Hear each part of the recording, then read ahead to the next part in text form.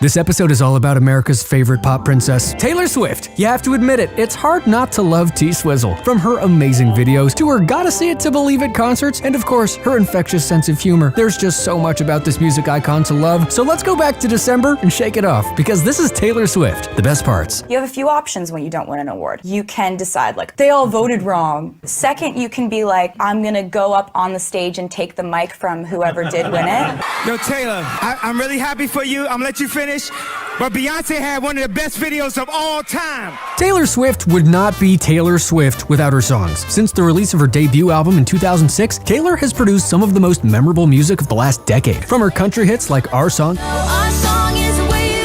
and You Belong With Me, to her pop hits including Shake It Off,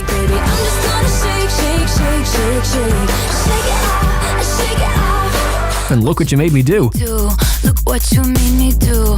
Look what you just made me do. Look what you just made me do. Taylor has consistently produced honest, memorable songs. And not only are they emotional, they're super catchy. It should be no surprise though that Taylor is such a good songwriter. The girl has had a lot of practice. I mean, Tim McGraw, You think Tim McGraw, Teardrops on My Guitar, he's the reason for the teardrops on my guitar. Love Story, He's somewhere we can be. Mine, Best thing that's ever been mine. Back to December. And I go back to December all the time. We Are Never Ever Getting Back Together. I'm never, ever, ever getting back together. Red, Him was red. I Knew You Were Trouble, I knew you were trouble and you wanted. and Ready For It.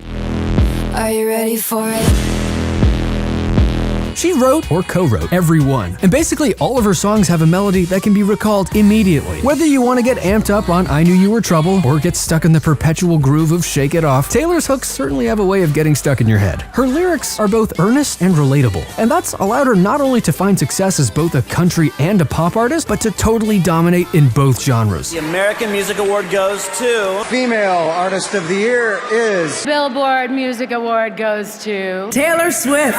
Taylor Swift. Taylor Swift! So she writes excellent songs, we know that. But what does an excellent song need? Taylor knows the answer, an excellent music video. Take Blank Space. Taylor blatantly makes fun of the perception of her in the tabloids. Almost like she's saying, you think I'm crazy? Well, here's crazy. The lighthearted Our Song music video perfectly captures the girl next door vibe of the song. I can only describe it as adorable. And who can forget the introduction of her epic girl squad in Bad Blood, which is one of the most watched music videos on YouTube. And speaking of YouTube, her video for Look What You Made Me Do garnered more views on the platform within 24 hours than any other music video in YouTube's history. Of course it did. It's riddled with cryptic messages begging to be watched again and again. But it's not just YouTube that Taylor dominates. She's won 10 Grammys, 19 American Music Awards, 23 Billboard Music Awards, almost 20 Country Music Awards, and she's been honored by the Nashville Songwriters Association and the Songwriters Hall of Fame. Plus, she's also featured in the Guinness Book of World Records. Taylor holds the title for most million-selling weeks on the US album charts, meaning her third, fourth, and fifth albums all sold over 1 million copies within the first week after their release. She also holds the records for fastest-selling digital single and most simultaneous US Hot 100 hits by a female. She would have the most simultaneous US Hot 100 hits overall if it weren't for the Beatles. But hey, she's not done yet. Maybe her new album Reputation will allow her to take that top spot. Look what you made me do.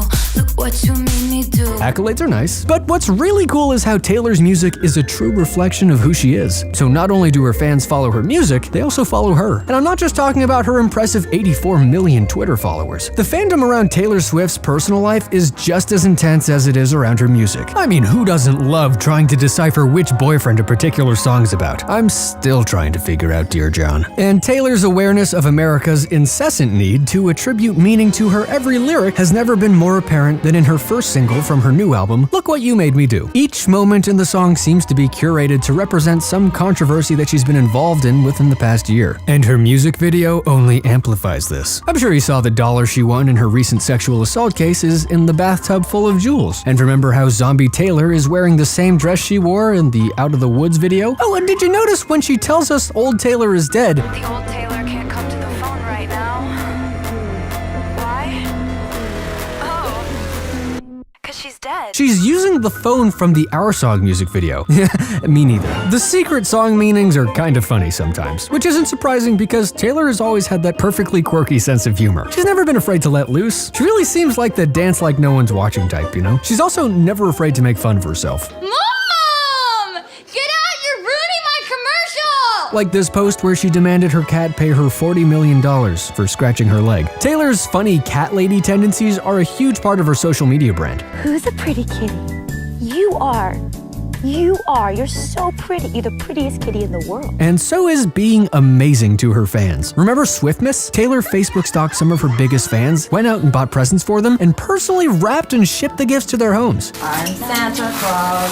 She even hand-delivered packages to one lucky person. She also gave a fan $1,989 to help pay off her student loans, invited fans to her home to listen to her new album, and gave one hungry, unsuspecting person $90 to go get lunch somewhere nice. In fact, she said on multiple occasions that she views her fans as her friends. Taylor's giving spirit goes much further than just hanging out with fans and giving random internet people gifts. She's helped people pay medical bills, made personal hospital visits, and donated to numerous food banks. In 2016, she donated $1 million to Louisiana flood victims, and she's even helped fund a wing in the Country Music Hall of Fame. Taylor's extreme willingness to give back proves that she genuinely cares about people and hasn't forgotten her roots. I want to come up with as many ways that we can spend time together and bond because it keeps me normal. It keeps my life feeling manageable.